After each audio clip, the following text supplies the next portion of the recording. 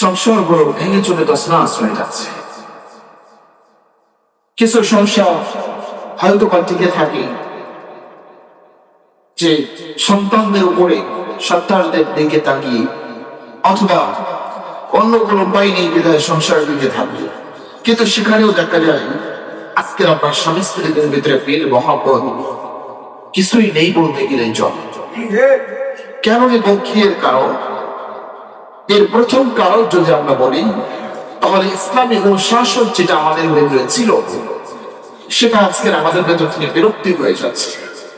গত সপ্তাহে যেমন বলেছিলাম, স্বামীরা তাদের স্ত্রীদের অধিকার দিতে চায় না, অন্যদিকে স্ত্রীরা যারা আছেন তারাও তাদের দায়িত্ব এবং কর্তব্য কি, ইসলাম তাদের উপরে কি কি দায়িত্ব দিয়েছেন অনেকে জানেন না, আবার অনেকে জানার পরেও সেটা মানেন না। এ কারণে ভুল কোনো বিষয় আজকের সংসারগুলো লেগে যাচ্ছে। কোন একটা কথা নিয়ে আপনার কথা কাটাকাটি হলো, সেই কথার প্রেক্ষিতেই আপনার কি হলো, একবারে বড় আপনার ধারণ করে এটাতে আপনার একটা সংসার তছনছ হয়ে যাচ্ছে। অনেক উদাহরণের বিষয় নিয়ে আপনার দেওয়ার আছে, সেদিকে যাচ্ছে না।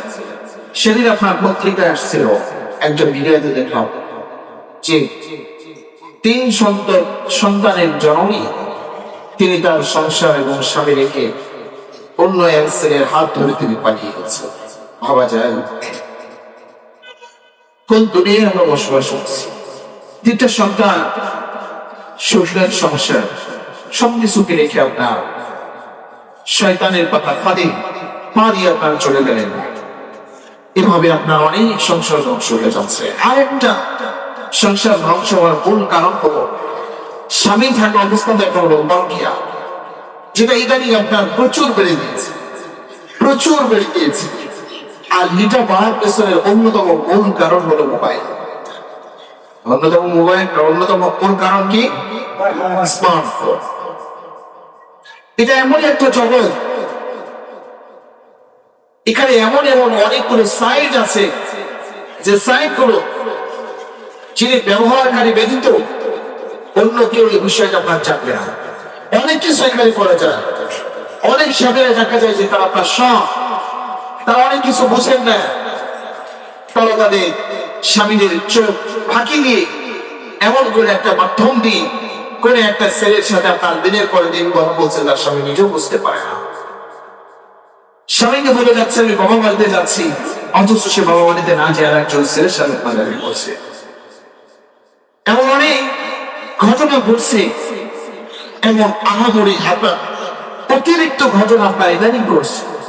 পরকে বেড়ে গিয়েছে, স্বামীর সাথে একই বিছানায় শুয়ে আছে, স্বামী ঘুমিয়ে গিয়েছে, সে আপনার আরেকজনের সাথে জেটিয়ে ব্যস্ত আছে।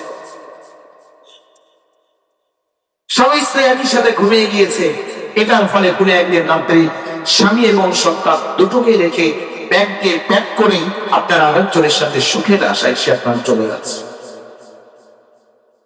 আজকে এগুলো দেখে অনেক বেশি আমরা মর্মাহত এবং হতভম্ব।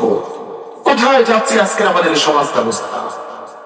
কোথায় যাচ্ছে আজকে আমাদের নারীদের এই যে তাদের স্বার্থের প্রতি আনুগত্যের সেই বিষয়টা আজকে কোথায় তাদের হারিয়ে যাচ্ছে? যারা বিদেশে পালিয়ে আছে তাদের অধিকাংশ স্ত্রীদেরকে এই অবস্থায় দেখা যাচ্ছে যে তারা কোনো না কোনো ভাবে প্রক্রিয়ায় জড়িয়ে যাচ্ছে। স্বামী বাড়িতে নেই হচ্ছে ফ্রি, সে এখন যেখানে আছে সেখানে যাচ্ছে, যা সাথে ইচ্ছা তার সাথে আপনার ঘোরাফেরা করছে। কয়েকদিন আগেও 2টো ছোট ছোট বাচ্চা দেখি চোখের ফলে ধরে রাখতে পারি না।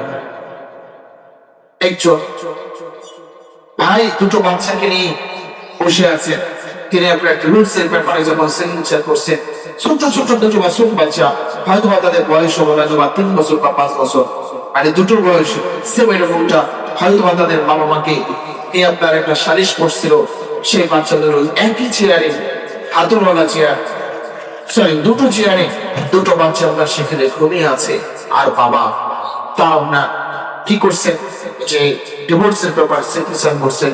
একটি আপনার মর্মান্তিক দৃশ্য, এই দৃশ্য আলোকে আপনার দেখাটা আসবে এভাবেই যে এই ফুটফুটে 2টো সন্তান দেখে তার মা বাবাকে জড়িয়ে গিয়েছিল, সে তার সন্তানদের কথা চিন্তা করেনি।